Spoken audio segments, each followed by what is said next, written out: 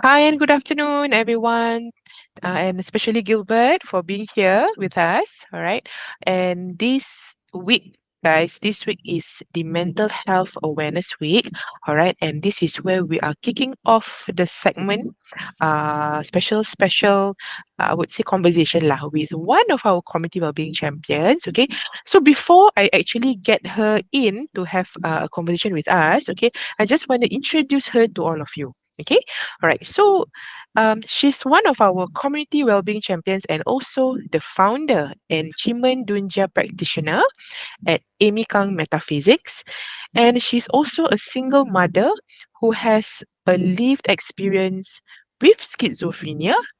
And in 2019, she started sharing publicly about her journey with the mental health condition and how it impacted her youth and her life as a working adult, a wife, and a mother. So, without further ado, I would like to welcome Amy Kang on screen. Hi, Amy. Hello, Ifa. Hi, Gilbert. Thank you for being here, Gilbert. Yeah, Thank you so yeah. much, Amy, for making time. And guys, we actually took we have planned this for I think close to 2 months for Mm. us to actually have this session today. And we are really thankful for you to be able to be part of this interview with us, Amy. All right. So perhaps just to kick off the segment, maybe I can welcome you to or maybe invite you to maybe share a bit about your background like a bit more because I only introduced you a bit only. Okay. Yeah. So maybe a bit more, yeah, or maybe what you are doing at the moment, what's busy for you at the moment as well. Okay. Uh, yeah. Yeah, Mm, actually, I'm a freelancer, so I actually do a few jobs, and also I also working on my Amy Kang Metaphysics company to do Timon Tunjia consulting for people.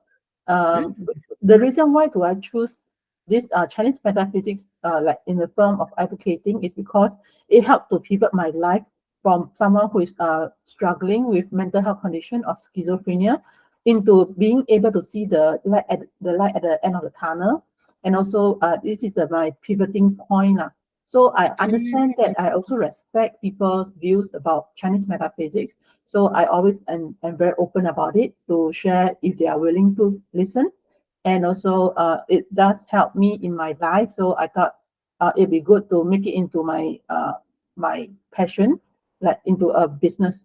So nowadays, I on and off, I give people consulting on to give them more clarity and inner peace through understanding their own subconscious and also their own superpower. So other than that, I also do other work. Like I am working currently with Growth Beans. It's a social enterprise, and I'm helping them with the ADHD workshop. So this ADHD workshop, or you can call that a program, is a 5-day program with 2 hours each time to target at people with living with ADHD to help them with the coping mechanism and also using card games like growth cards and fantastic cards. Yeah, that is one of them. And other than wow. that, yeah. Other than that, Amazing. I also work part time in a clinic in Hougang.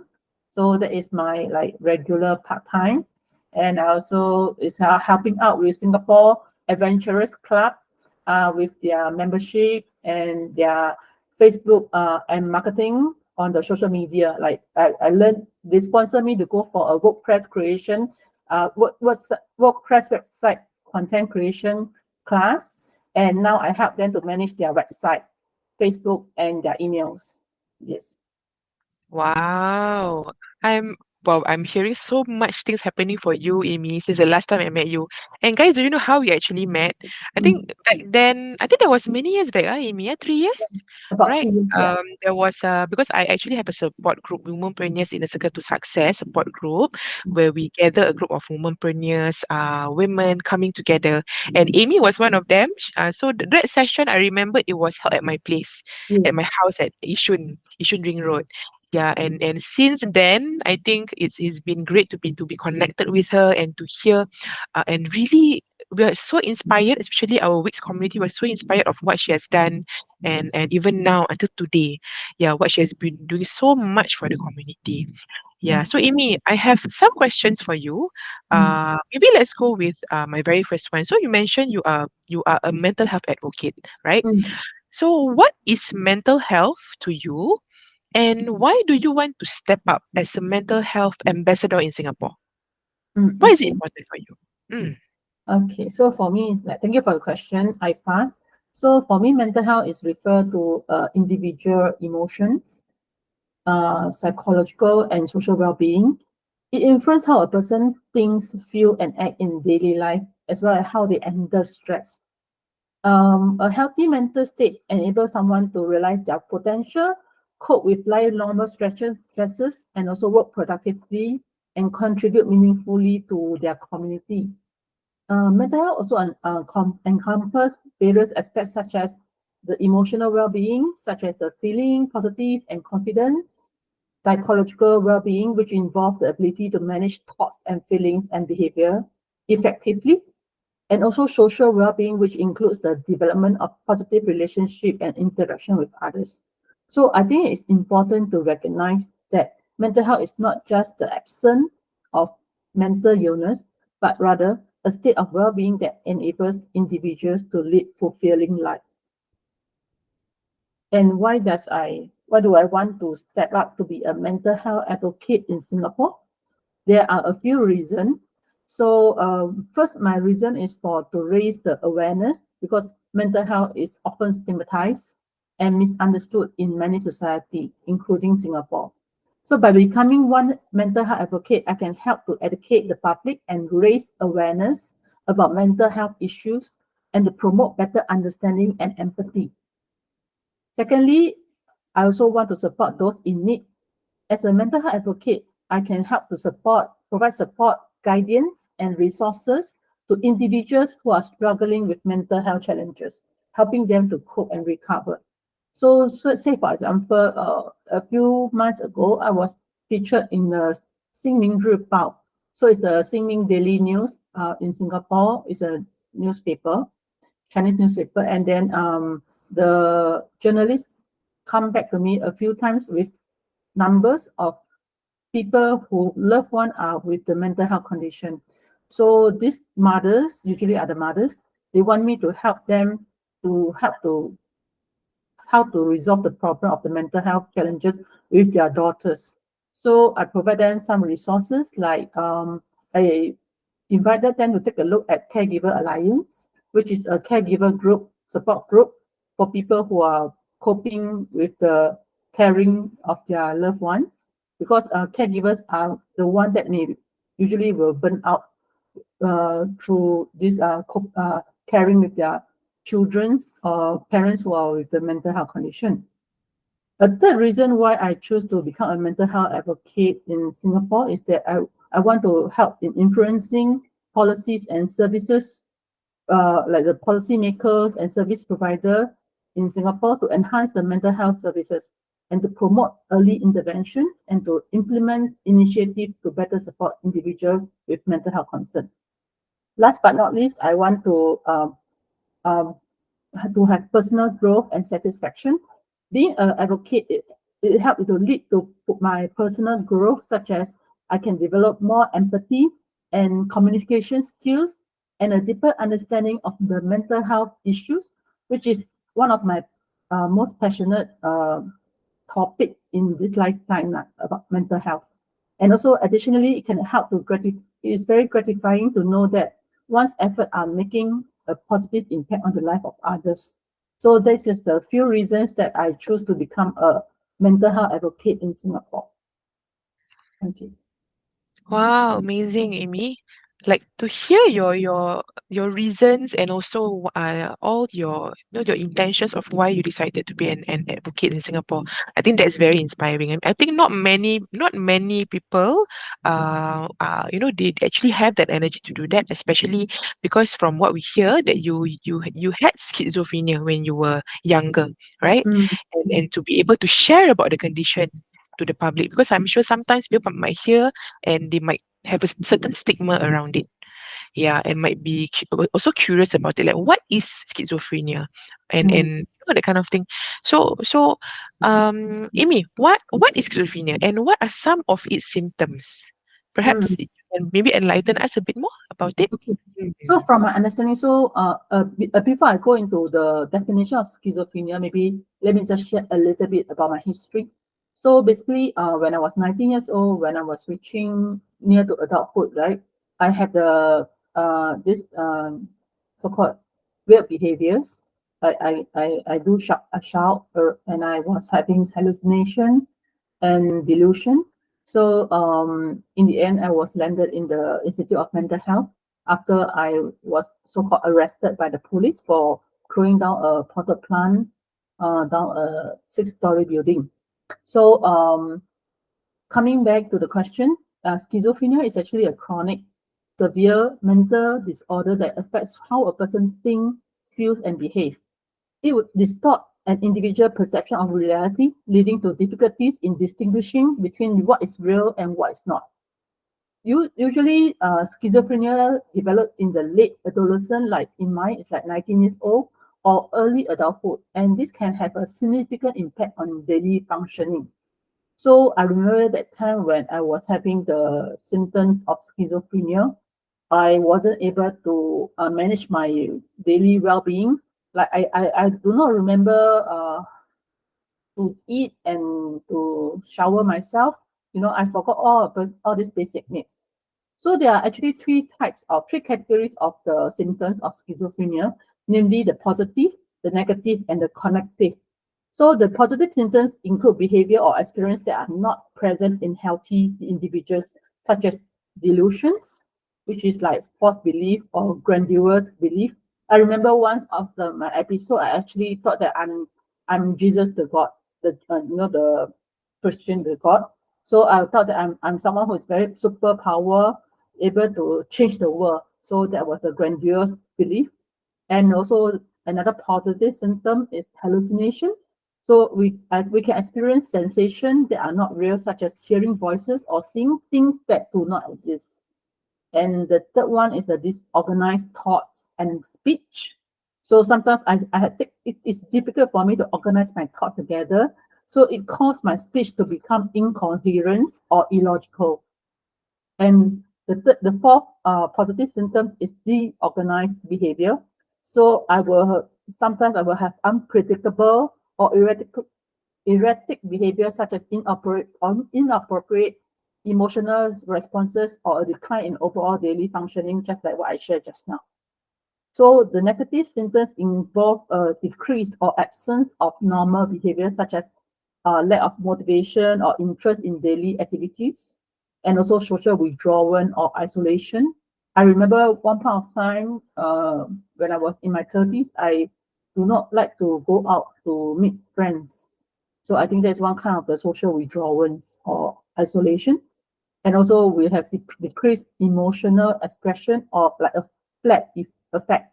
Like everything is like very numb, like very monotonous tone, that kind of thing. And also reduced ability to experience pleasure or enjoyment, and also poor personal hygiene or self-care. This is the negative symptom. Then the cognitive symptoms is the one such as that affects an individual's thought process, and this may include difficulty paying attention or focusing, and the problem with memory or decision making. I remember when I was very young, that time I don't like to make decisions. To me, making decision is the toughest thing to do in life. And I remember my elder sister told me that, do not want to make a decision is also a decision itself. So if you don't make your own decision whereby you can choose to have your desired outcome properly, you let other people take that power to make the decision for you, it may not be something that you like in the end. So I learned over time that decision making is very important and I need to take charge of that. So nowadays, when I practice Qimen Tunjia, it is also one way of the using of Qimen Tunjia is to use the Qimen forecasting. There is also a technique or a tool to help us to make better decisions by giving us a better optics of what's the current situation. Then the third kind of the cognitive symptoms include difficulty processing or organizing information. So for me, it's like if you ask me to organize my files on the computer, actually you can see that it's quite like in a unorderly manner. So I'm learning to practice that to tidy up my files and things like that. But it is one of my weak point. And also, last but not least, is the impact problem solving skills. So sometimes I may have difficulty trying to solve some problem, but I also realized that along the years, right, that problem solving skills is very important, especially for people who want to be an entrepreneur or who want to uh, start a company. So if you are able to solve problem for others people, then you will be able to get a better income. So that's pretty much about the symptoms for schizophrenia. And I think that is if you have identified this symptom early, the treatment must come in time, as it can significantly improve your outcome and reduce the impact of symptoms on a person's life. So if there is such a symptoms, please, it's crucial to consult a mental health professional if you or someone who know is experiencing any of these symptoms. Yeah, thank you. Wow, thank you so much, Amy. I think some of us who are neurotypicals, we ourselves might have challenges trying to, even make decision. Yeah, even when I remembered when I had to start my own business, being an entrepreneur, there's so many instances that even we ourselves find it hard to, want to decide certain things. But I think it's also important to be able to gather our thoughts, calm ourselves down, right? And maybe gain some knowledge and on how we can support us and going through that. Like, and to hear what what you have just went through, Amy. Wow. Thank you so much for that. Really, really being able to share what you've gone through lah, in terms of your experience with schizophrenia. Yeah. So I'm just curious, Amy, like Mm, these past 30 years lah that you have mm, with this condition, right? Are there any like memorable experiences? Maybe like within your family or maybe your son, right? Or even within your friends, right? Are there any like specific experiences that you want to share with us? Yeah, in terms of for this past 30 years lah. Yeah, other when you than the one that you mentioned. Mm. when you see experiences, right? Do you mean like Yeah. positive experiences or negative experiences? Maybe like one of each, like any positive ones and negative ones that maybe you can share with us. Yeah. Okay. Mm. So maybe let me. It brings your question brings me to 2004. That's 1 year Mm. after my father committed suicide. He actually jumped down Mm. the flat, the six-story building. And during that Mm. time, because it was still like I was about 20 plus. So I do not actually aware that there's this thing called counseling or to cope with grieving. So I did not process my grief properly. So 2003, when my father committed suicide, I was just in shock and just contained that inside myself for a long time until 2004 when I decided to take a backpacking trip to Taiwan. So during Mm. that time, I was planning a 1 month trip. And the second week, my girlfriend from Singapore is joining me in Taiwan, Taipei lah. So first week I was with my ex-husband, also my boyfriend then. So we had happy time and also upset time together. Sometimes when couples quarrel. So that week was like a bit uh, dramatic for me. So the second week, my girlfriend came. I was already not well. So that was actually the second relapse that I had over the 30 years. So what happened was I started to hear voices. I started to see things that are not there. And my girlfriend was like, her name is Su Ting. So she is a friend that go with me for scuba diving last time. So I'm very grateful to her until now that she was the one who brought me back to Singapore when I was so derailed, you see. So I'm really very grateful of her presence at that time. So what happened was I keep on saying things like to her it's like very scary. Like I say, I want to go to Taipei 101, the building, to sightseeing. But to her, she thought I want to go and jump down the flat, the 101 building.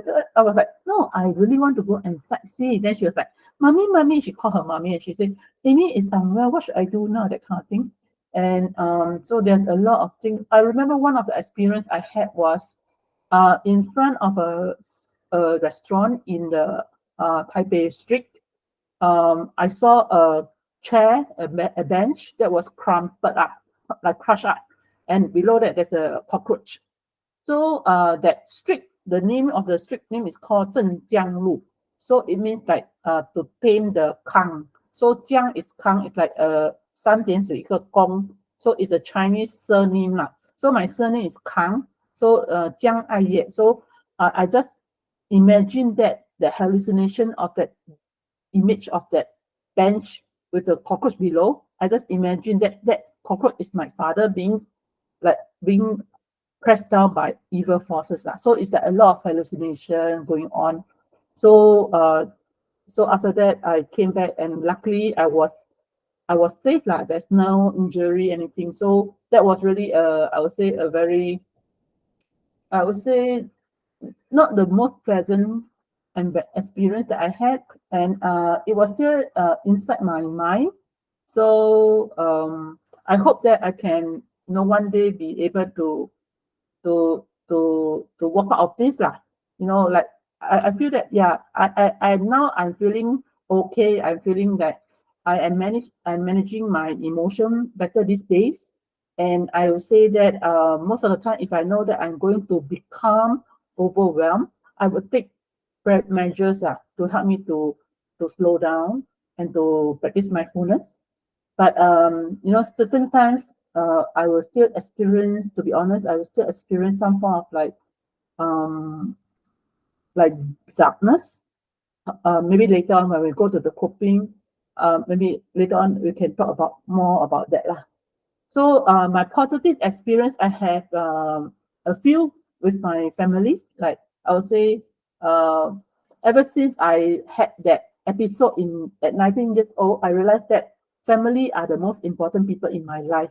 But before 19, it was different. I always think that friends are the most important people in my life. So I always cater my time for my friends. And when family needs me, I always say no time. So after that, I realized that, hey, no, actually, my family love me a lot and they really take care of me, especially my mom, my late mom. That time when I was warded in Institute of Mental Health, every day without fear, she would take bus 70 from Old Airport Road to Yio Chu Kang Road, and then she'll walk in 2 bus stop away to the Institute of Mental Health to bring me lunch. So I was like, wow, my mom is so caring for me. I didn't notice that she is such a caring mother until when I was sick and I saw in her actions that she's so caring for me, that I realized that, my family really placed me on a very high level of importance. So I decided that, okay, I want to also give back to my family, to use my actions to show that I love them. So I would say that sometimes I will still be influenced by friends to spend more time with them, but I will still, at the back of my mind, still think that family is the most important. And nowadays, my mom are no longer with us, but I'm with my sister, brothers, and also my nephew and niece, and my only son. So we have good relationship, and we are going for our Taipei trip this December with my elder brother sponsoring $10,000 for the air ticket and the hotel for 11 of us. So I was like very happy and very grateful that we have such a happy bonding now lah. Yeah. So this is like I want to say the positive experience is the time when we go with my mom to Taipei for holiday. About 7 of us, excluding my younger brother family of 4 of them lah. So now we are going. It's like um, maybe to recreate that kind of good experience. Yeah. Thank you for the question, Alpha. Wow, I'm so happy for you, Amy. Mm. Yeah, because sometimes I feel that it's only when all these things happen, then we actually see who are the true genuine people that's amongst us, and especially our family members, right? Like how much they actually mean to us, but we tend to sometimes forget that. We tend to forget to not really appreciate them being there for us, and this is where I feel that you know And these things also happen when, and that's how you can rekindle back the relationship, to reconnect back with everybody, right? And have conversations to see how we can further support one another. Yeah, so I'm really very happy for you and all the best. Hope you have fun. Will you have fun for the trip? Okay. All right. So, Sure. Amy, yeah, I think these many years, I'm sure that you have experienced your relapses, right, and that kind of thing. So, have there been any certain coping techniques or tips that you might wanna like maybe share with us that has worked for you? Yeah, so far, Yeah. like this years lah. Mm. Yeah. I like to take this time to apologize for the dog barking outside because I think if you all can hear that, then I hope it's not very loud for you. Okay, okay, thanks. So some of the common coping techniques that I uses, including like what I shared just now about practicing mindfulness and relaxation techniques. So like I do meditations, like also I do breathing exercise. When I'm anxious, I will breathe in and out consciously, and I also do some. I remember one of my coach actually taught me how to use the progressive muscle relaxations to help me to reduce the stress and anxiety and to improve my well-being. So especially what I do is that I will just have to clench my fists tight, very tight, and then slowly relax the muscles. So this is under one of the, I think, belief I found will be quite familiar with like mindfulness technique, right? So basically, sometimes they go from the head to the bottom, I mean to the feet lah, about how to how I remember Michelle actually shared before that, yeah, to like do the whatever they really need expertise input lah. I'm not very good at doing the mindfulness practices. So other than that, I also engage in physical activities such as walking. So like this week, actually, my son brought in a dog to our family. So I walk the dog every morning and every night afternoon. So I walk. Then I so feel like, I achieving some quota in the exercising. So I think that's good. That's good. But I will not be influenced by him to keep a dog permanently lah, because like this one need a lot of considerations lah, not so simple one. Yeah. And then other than that, I also enjoy connecting with other people, especially my family and also my friends. And also I talk to mental health professionals such as currently I'm under one research study with the Institute of Mental Health, whereby they are looking for people with schizophrenia to go for a cognitive behavioral therapy with psychosis. So I am now in the session 4. So they walk me through the therapy for a total of 12 sessions. Hopefully that the before and after effect can be measured and can prove that it is helpful for people with schizophrenia, so that we can bring this to more people who are with this condition and to help to improve their well-being through these therapies. Yeah. So I'm helping actively with the Institute of Mental Health Research Department to do some studies here and there.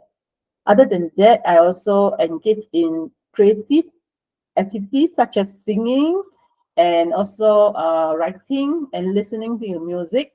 So this is something that I enjoy, and also like to uh, listen to my Chinese metaphysics course. So I enjoy learning about all these things about Qi and Ba lah. So that's my interest. So I believe that if we have something that we are passionate about, we will find that it's very enjoyable to spend the time doing those things. So connection wise, I like to go back to connection is also sometimes I will go out for networking purposely, go out for networking sessions. Like I also like to, I'm actually planning to go for IFA open mic on the 25th of May. I think that is the time for me to catch up with some of your girls. And I think I will also make it a point to share with my friends who might be interested also, so that we have more people to join. Although it's in the west of Singapore, but I think I can make it lah. So after the walk, then I will go down for that open mic. That's my plan lah. Yeah. And then last but not least, I also to practice self-care. So self-care such as having adequate sleep, a healthy diet, and also engaging in activities that promote happiness and relaxations. This all can contribute to overall well-being. Especially, I want to talk about this topic on sleep. I think that sleep is actually very important to us, and many of us nowadays are having difficulty to have a good sleep, to enjoy our sleep. And I just want to flashback to 2 years ago when I had a mild relapse, and I chose to be warded in Institute of Mental Health again. And that time I was experiencing very difficult moments in the sleep. So actually, about maybe midnight, I will feel like there are some dark forces trying to enter my body. So that was the hallucination at work lah. So after that, then I will sleep and then wake up. It's just like 15 minutes past, and then I was refreshed, like recharged, and I cannot sleep for the whole night. So that continues for 5 days, and then I feel that it's quite commenting to experience such a difficulty challenges in sleeping. So after that, I went into the Institute of Mental Health, and my sleep issue was treated lah. So I was the medicine was altered a bit, and I managed to overcome that sleep. And I just want to share that during that time, the first day, the morning, I was warded at 6 a.m. in the morning. When I went to the ward, and the nurse asked me to go and rest on the bed. When I was covering the blanket on my shoulder, I feel like I'm inside my mother womb. Like it's a very familiar place. It is like very comforting. It is very rejuvenating. So although I do not advocate for everyone to, like take a escape kind of thing to go inside institute of mental health. But I just feel that when you feel that there is the time for you, you need to have a break, you need to see a professional, then please follow your heart and go for it. Lah. That's what I want to say. Yeah. Thank you, Ifa. Yeah, it's very true. I find that nowadays there are so much professional help out there, Mm, and it's not really a very bad thing because sometimes just like how we also when we get sick we go doctor, right? Yeah, so this is basically like a professional that can support us just to maybe have conversations with the person, right? To help us maybe acknowledge or maybe go through our emotions or feelings when we need that kind of support. And I think it's fine.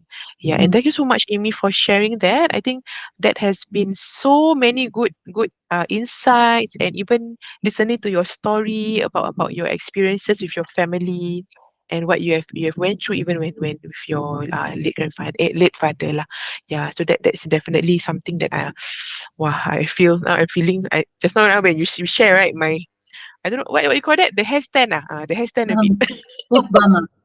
goosebump. Nah, yeah, yeah. Mm, So I think that's so much that I could really learn from you when you actually share those information and experience.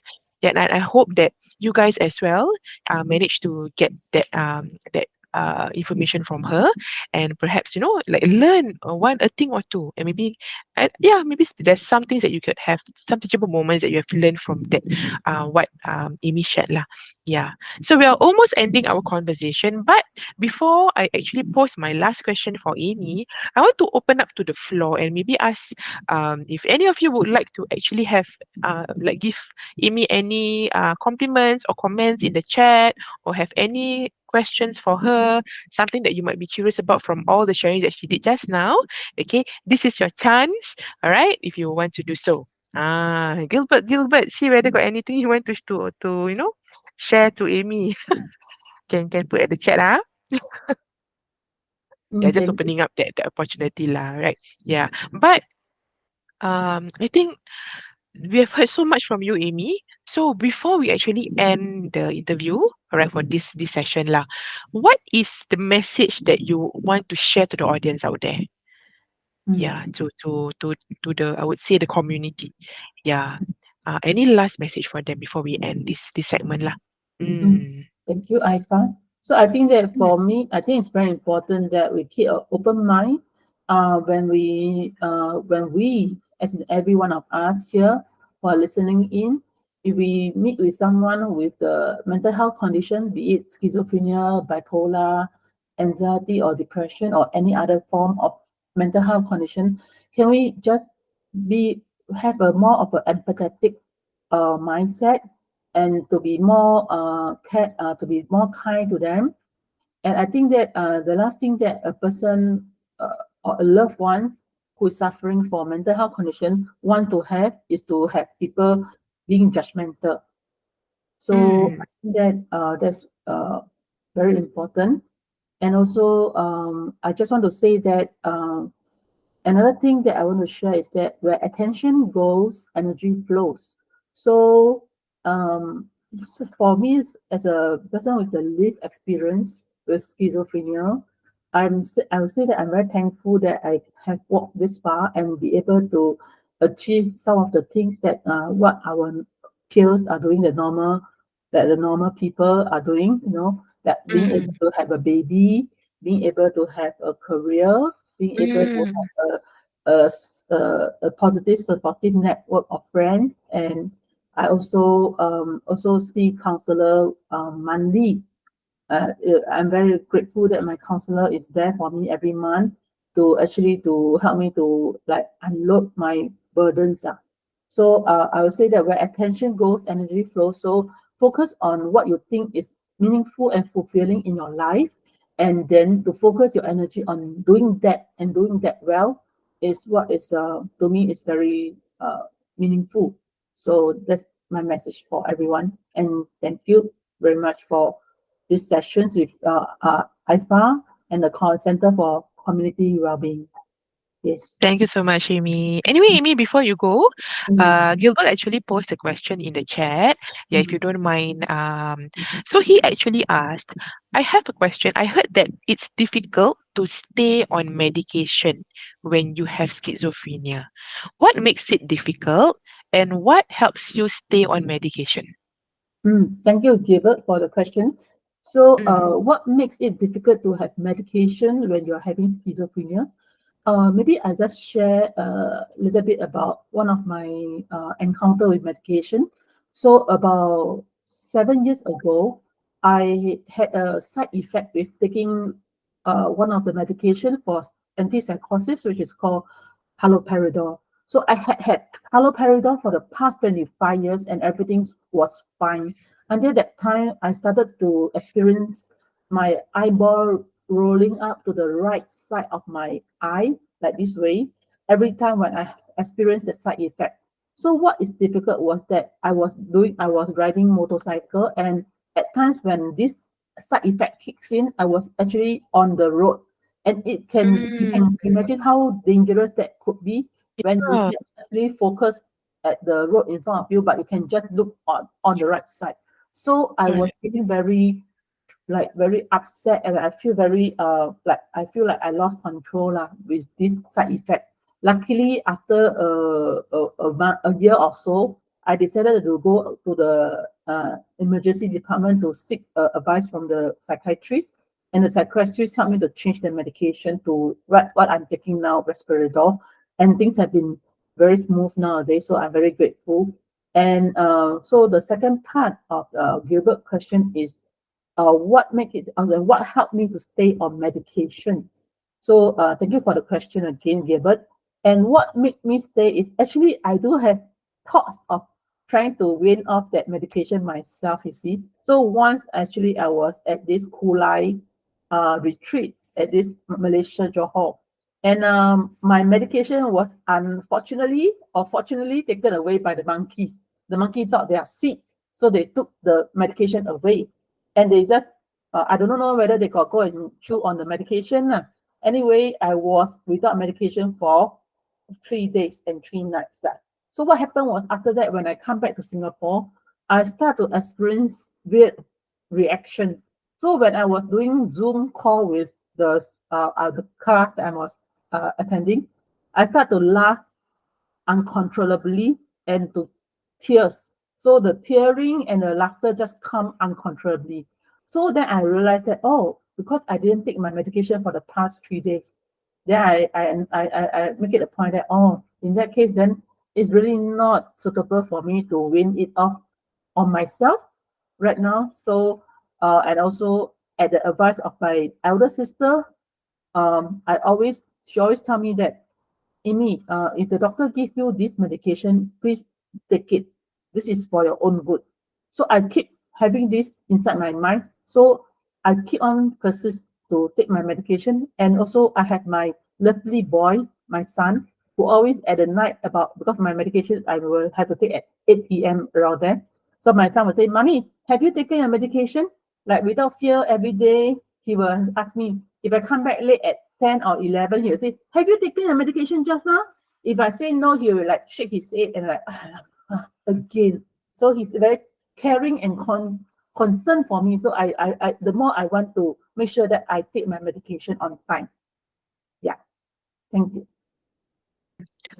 Alamak, I scared the monkey. I hope the monkeys are okay.